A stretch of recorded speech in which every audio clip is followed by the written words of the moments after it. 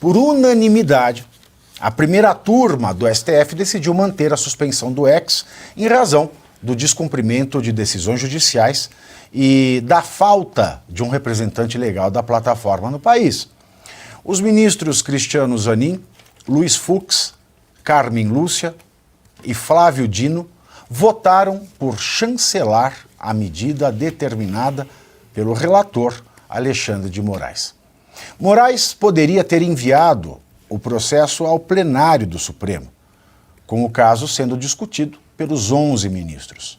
Porém, como poderia ter pelo menos 2 votos divergentes, de Nunes Marques e André Mendonça, Moraes preferiu mandar para julgamento virtual na primeira turma, onde a possibilidade de unanimidade era maior, como aconteceu, e sem debate entre os magistrados. Aí vocês vejam, até para debater a questão, a gente tem a questão da publicidade nos atos processuais. Num processo, a publicidade é a regra, num inquérito o sigilo é a regra. E eu tenho visto também muitos influenciadores, né, da esquerda, dos mais venais aos menos inteligentes, defendendo o seguinte: a decisão do Moraes, ela é sim legal. Bom, pode ser legal no sentido de você achar legal porque você é sádico. Você pode achar legal porque você é um belo de um sadomasoquista. Você tem umas perversões aí na sua vida que você acha legal, porque legal no sentido de estar respaldado em lei, não tá. Não tá. Aí muita gente trouxe o seguinte, que quando o Elon Musk, nesse final de semana, começou a abrir os arquivos do Alexandre de Moraes, deixou-se demonstrado que o ex não cumpriu uma decisão fundamentada do Moraes. Que decisão era essa? Vamos lá. No dia 7 de agosto, diz que saiu uma ordem para bloquear o Marcos Duval, o Alan dos Santos, entre outras pessoas. Por quê? Porque eles estariam agindo junto com um grupo que estava extrapolando as questões de comunicação no X e revelando endereços de delegado da Polícia Federal que trabalharia naquele negócio que teve aqui lá, o G20. Reunião do G20. Mas aí é o seguinte, o que aconteceu? Aconteceu que alguém colocou um ursinho azul no vidro de trás de um carro de um delegado, aí fala, olha, já descobriram onde ele é, vão acabar com o delegado, a vida dele está em risco. A vida dele está em risco. Então aí como o ex ele não cumpriu, aí a gente viu, né, o desencadear dessa desgraça toda. Mas de fato, isso não dá nenhuma legalidade à decisão do Moraes. Primeiro porque a decisão dele deveria ser para bloquear o perfil. Se você não bloqueia o perfil, você poderia ter um outro tipo de sanção. Agora, proibir todo mundo de ter acesso ao perfil ali, não, mas é que a empresa ela é desobediente, então não vai mais funcionar. Mas isso não muda o fato do Marcos Duval ser um senador. Isso não muda o fato de que uma prisão preventiva, e vamos imaginar que o bloqueio de uma conta seja uma espécie de preventiva, e as preventivas se aplicam para a pessoa sair de circulação porque ela é realmente perigosa, bastava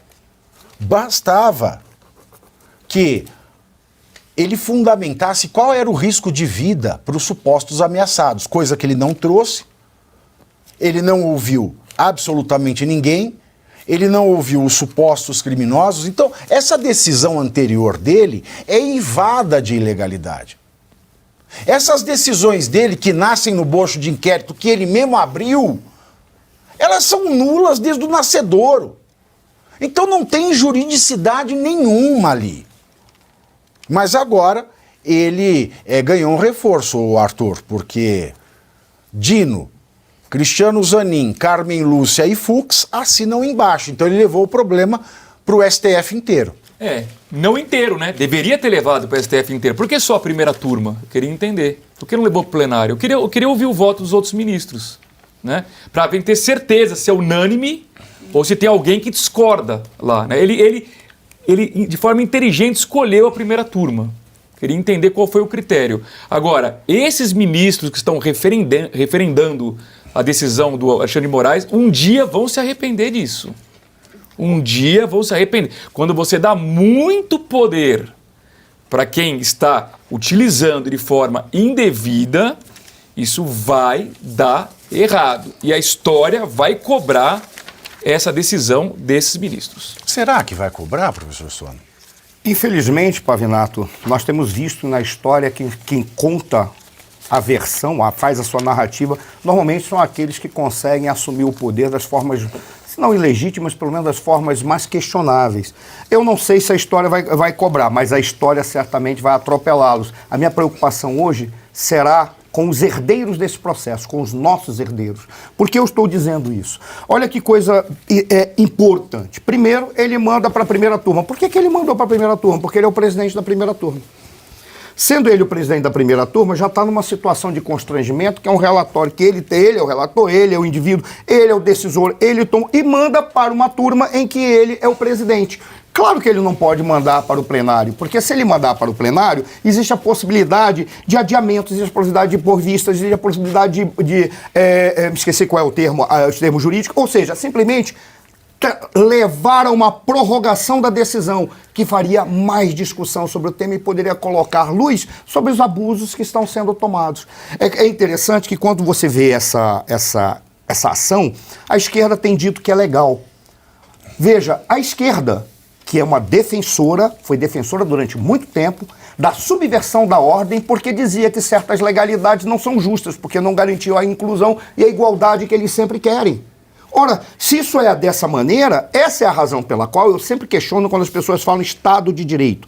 O regime nazista tinha um Estado de Direito. O problema todo é que o direito era válido só para alguns, para os outros todos eram deveres. O que deve configurar é o Estado democrático de direito, que é o conjunto de direitos que é dado para todos nós, pelo simples fato de que nós temos o dever e o direito de controlar os nossos governantes. E os nossos governantes são essas pessoas. Eles são nossos governantes. O Alexandre de Moraes, e como nunca, ele mais do que um governante, ele é quase um monarca absolutista, porque ele concentra o executivo, o legislativo e o judiciário.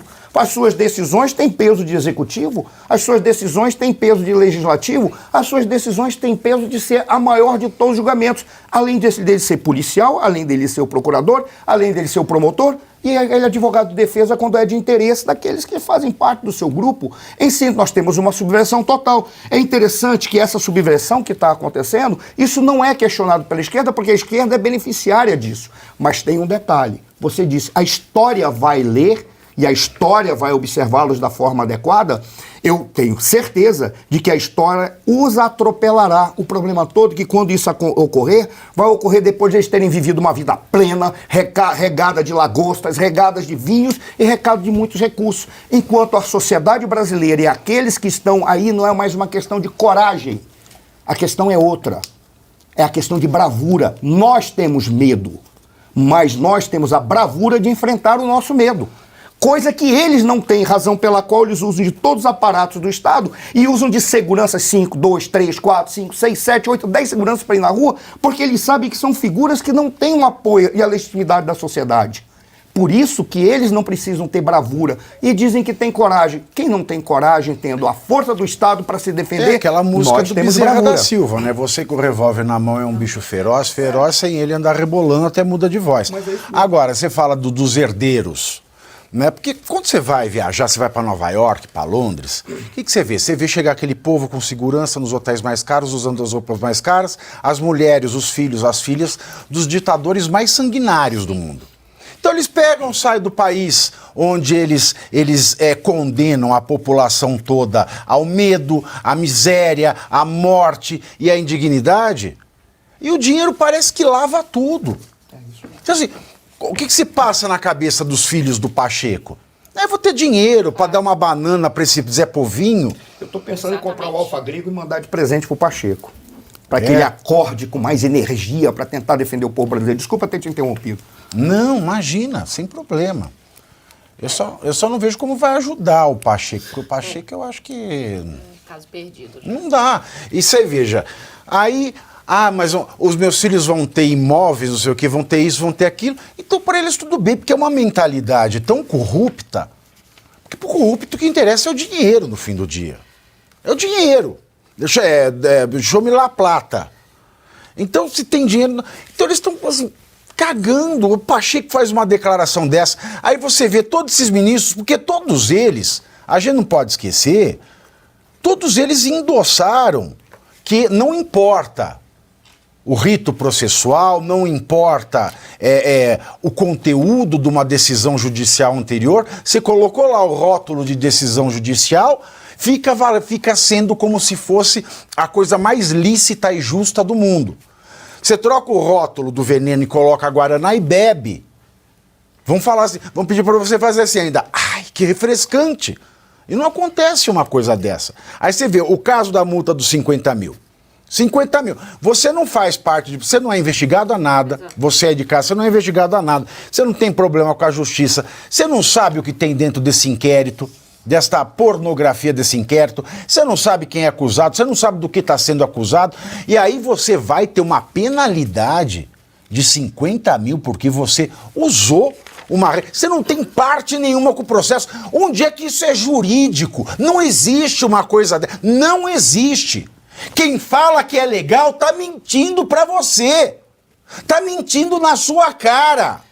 Tá pegando, abrindo as duas nádegas assim, fazendo ó, na sua cara, que não é possível. Não tem. Me mostra o dispositivo de lei que diz que isso é legal. Não existe.